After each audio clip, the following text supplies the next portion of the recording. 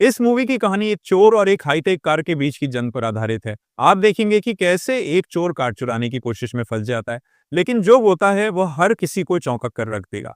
Movie की शुरुआत एक हाई सिक्योरिटी वाले एरिया से होती है। यहाँ सब कुछ शांत और व्यवस्थित दिख रहा है, लेकिन तभी वहां से सिरो नाम का एक आदमी गुजरता है।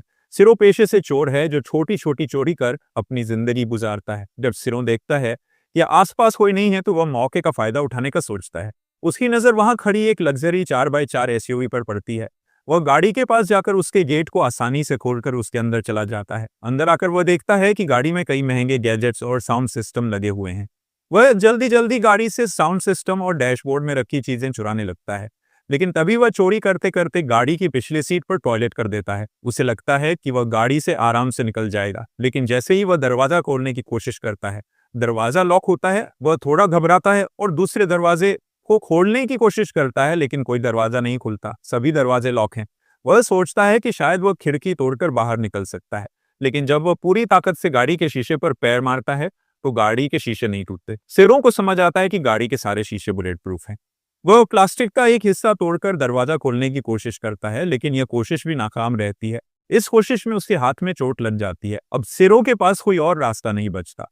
वह गुस्से में अपने बैग से गन निकालता है और गाड़ी के विंडशील्ड पर गोली चलाता है, लेकिन जैसा कि हमने बताया शीशे बुलेट प्रूफ हैं। गोली शीशे से टकराकर सीधे सिरों के पैर में लग जाती है। पैर से खून बहने लगता है। वह तुरंत अपनी टी शर्ट से खून को रोकने की कोशिश करता है। वह घबराया हुआ और परेशान है। तभी एक महिला गाड़ी के पास आती है। वह गाड़ी के शीशे का इस्तेमाल अपनी लिपस्टिक ठीक करने के लिए करती है। सिरो अंदर से चिल्लाता है, वो चाहो मुझे बाहर निकालो, लेकिन महिला उसे देख नहीं पाती क्योंकि गाड़ी के शीशे पोलराइज्ड हैं, यानी बाहर से अंदर कुछ भी दिखाई नहीं देता। सिरो अपने फोन से मदद मांगने की कोशिश करता है, लेकिन फोन की बैटरी खत्म हो चुकी है। वह गुस्से में फोन को दूर फेंक देता है। अब उसके पास पीने के लिए सिर्फ थोड़ी सी पेप्सी बची है। खैर, जैसे तैसे करके सिरो रात तो काट लेता है। अगले दिन जब सिरो जानता है तो उसने जो रेडियो चुराया था उसको कार में वो वापस लगता है और कार में म्यूजिक बजाकर कुछ रिलैक्स करने की कोशिश करता है। वो साथ में फिर से डोर तोड़ने की कोशिश करता है, लेकिन इसी दौरान उसे कार में लगे रेडियो से एक कॉल आता है। दूसरी तरफ से आवाज आती है, मेरा नाम डॉक्टर एनरिक फेरारी है, मैं इस एसयूवी का मालिक हूँ। एनरिक बताते हैं कि उनकी गाड़ी 28 बार चोरी हो चुकी है और यह 29वीं बार है। मगर सिरो गुस्से में चिल्लाता है, मुझे यहाँ से बाहर निकालो। एनरिक जवाब देता है, यह गाड़ी बुलेट प्रूफ है, इसके सारे दरवाजे और खिड़कियां मेरे कंट्रोल में हैं। मैं देखना चाहता हूं कि तुम इससे बाहर कैसे निकलते हो।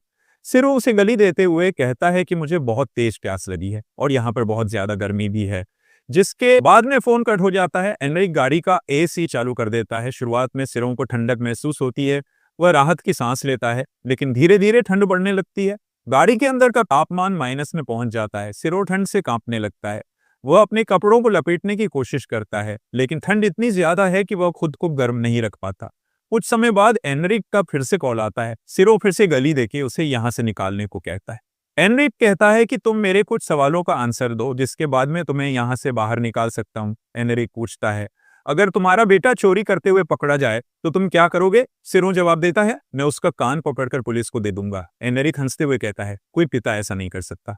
तुम खुद चोर हो तो अपने बेटे को सजा क्यों दोगे? कुछ देर बाद सिरो गाड़ी के बाहर पुलिस को देखता है। वो पूरी ताकत से चिल्लाता है, बचाओ, मुझे बाहर निकालो, लेकिन उसकी आवाज बाहर नहीं जाती। अब पुलिस वाला इस कार को चारों तरफ से देखता है और इसका चालान काट देता है, क्योंकि कार के सारे शीशे पोलराइज्ड हैं। बाहर भले ही बारिश हो रही हो, लेकिन अंदर सिरो मरने जैसी हालत में है। तभी फिर से कॉल आता है। सिरो गुस्से में चिल्लाता है, मुझे पानी दो, मैं मर जाऊंगा। एनरिक जवाब देता है, पहले अपना आईडी नंबर और नाम बताओ। सिरो अपना नाम और आईडी नंबर बताता है। एनरिक उसे पानी देता है। वो गाड़ी के बैक साइड में एक छोटा सा पाइप खुलता है जिससे पानी निकलता है। पानी दिखने में ही इतना गंदा है कि सिरो को घिन आती है, लेकिन प्यास के कारण वह बिना कुछ सोचे समझे सारा पानी पी जाता है। अब फिर से रात होती है। भूख से तड़पता सिरो सामने एक डिलीवरी बॉय को पिज्जा डिलीवर करते देखता है, लेकिन वो कुछ कर नहीं सकता। इस दौरान एनरिक का टॉर्चर जारी रहता है। वह गाड़ी में गर्म हवा चालू कर देता है, जिससे सिरो की हालत और खराब हो जाती है। भूख के मारे सिरो गाड़ी में रखे इंस्ट्रक्शन मैनुअल को चबाने लगता है। पानी न मिलने पर वह अपने ही टॉयलेट पीने को मजबूर हो जाता है। तभी एक और चोर वहां आता है और कार को खोलने की कोशिश करता है। सिरो अंदर से खुश होता है, शायद अब मैं बच जाऊं, लेकिन तभी एक आदमी आकर उस चोर को पकड़ लेता है और पुलिस को बुला लेता है।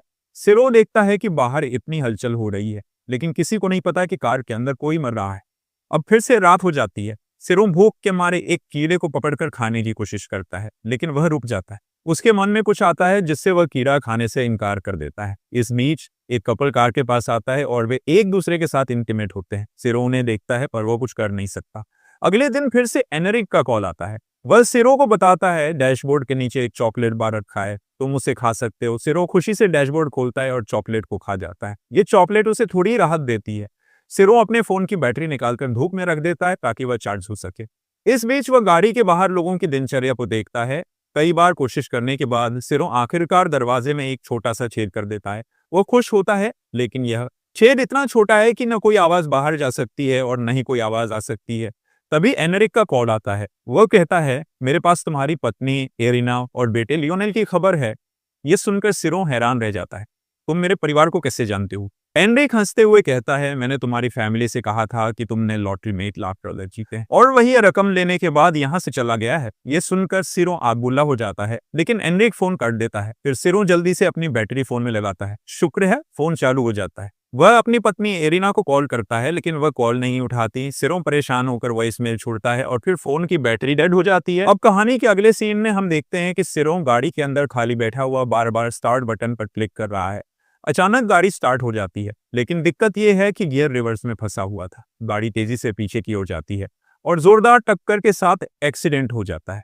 सिरो गाड़ी के अंदर से बाहर गिरता है। गिरते ही वह लड़खड़ाते हुए पास के वहां के कैफे से पानी की बोतल उठाता है और एक बर्गर लेकर टेबल पर बैठकर खाने लगता है। तभी सिक्योरिटी गार्ड उसके पास आता है और कहता है, इसके लिए तुम्हें पे करना होगा। गुस्से से बौखलाया सिरो अपनी गन निकालता है और सिक्योरिटी गार्ड को गोली मार देता है। लेकिन तभी इन झटके से हमें एहसास होता है कि यह सब सिरो का सपना था। हकीकत में सिरो गाड़ी के अंदर बुरी हालत में फंसा हुआ है। अब वह थक चुका है और हार चुका है और अपने दुखों का अंत करने के लिए सुसाइड का रास्ता चुनता है। वह गन अपने सिर पर रखता है और ट्रिगर दबा देता है, लेकिन किस्मत से गन में बुलेट नहीं थी। तभी एनरिक का कॉल आता है, लेकिन इस बार एनरिक सिरो के सामने खुद आ जाता है। सिरो उसे देखता है, लेकिन कोई रिएक्शन नहीं देता। उसके अंदर अब कुछ बचा ही नहीं था, न गुस्सा न हिम्मत। एनरिक गाड़ी के अंदर बैठता है और सिरो से बातचीत करता है।